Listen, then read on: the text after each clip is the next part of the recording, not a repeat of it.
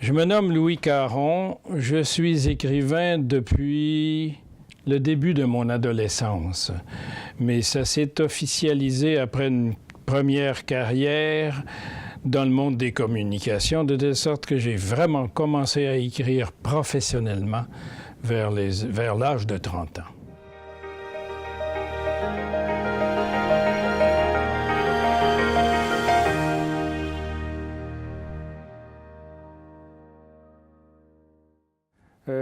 Jusqu'à l'âge de 14-15 ans, mon père a eu un chalet dans les îles de Sorel sur l'île aux fantômes. Mes premiers contacts avec la nature se sont faits là.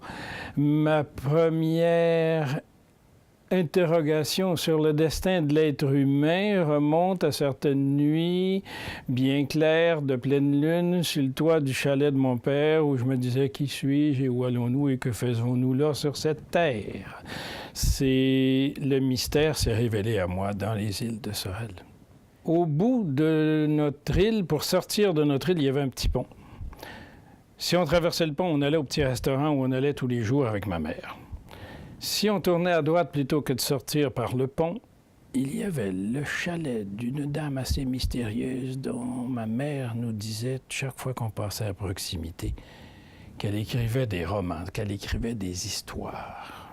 C'était avant la télé, c'était avant que Le Survenant soit devenu une œuvre majeure, peut-être la première œuvre majeure de la télévision à mon sens.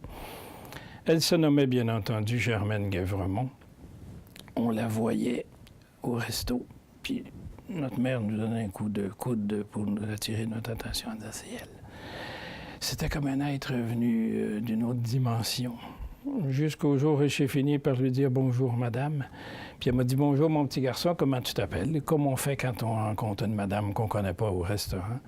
Je ne vous dis pas que je suis entré dans l'intimité de Germaine Guèvremont, mais dès que j'ai commencé à gribouiller dans des petits bouts de papier dans la poche de mon pyjama et que j'ai su que je passerais le reste de mon existence à gribouiller, je regardais cette personne comme si j'avais eu une espèce de saint du ciel devant moi me disant un jour, moi aussi, je vais écrire. L'Emmitouflé est le premier roman que j'ai publié.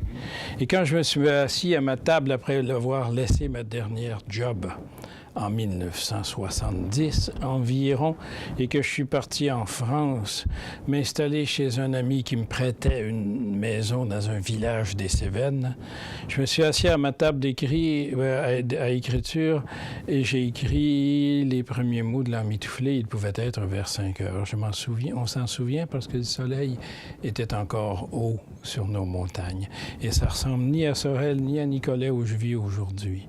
Et je me demandais où je m'en allais avec ça. Mais pour répondre à votre question, sans l'avoir voulu, sans l'avoir planifié ni même stratégifié, j'ai passé ma vie à écrire des romans historiques. C'était rare, c'était très innocent comme décision, et c'est vraiment ce que j'ai choisi de faire qui était le plus beau dans ma vie. Si je ne m'étais pas imposé ça, je viendrais de prendre ma retraite de fonctionnaire là, dans le monde des communications à Québec. Là. Et je serais en train de me dire, il faudrait maintenant que je me mette à écrire et que je serais malheureux. Comme je regretterais d'avoir raté ma vie. Les sacrifices que cette décision m'a imposés ne sont rien à côté des énormes jouissances qu'elle m'a accordées. Au moment où nous nous parlons aujourd'hui, je termine le premier tome d'une trilogie romanesque qui va porter sur la vie de mes ancêtres architectes. Et le premier de ces ancêtres est né à Lille, pas le premier, mais le premier de cette lignée d'ancêtres est né à Lillet. Et il part et il va aux États-Unis, puis il va revenir au Québec. Et puis ses descendants vont développer une carrière et puis une dynastie d'architectes. Quand je décris Lillet, où je suis passé 12 fois dans ma vie, par hasard, l'été, sans bien connaître le milieu, et que j'ai besoin de décrire un coin de rue ou un personnage qui est appuyé sur un poteau, c'est à Sorel que je pense. C'est à Sorel que je vais chercher mon image, mon cliché. Quand j'ai besoin de savoir comment on s'habillait à cette époque-là, je vois le chapeau de ma grand-mère à Sorel. Je vois le marché, je vois le perron de l'église de Sainte-Anne de Sorel ou l'église Saint-Pierre.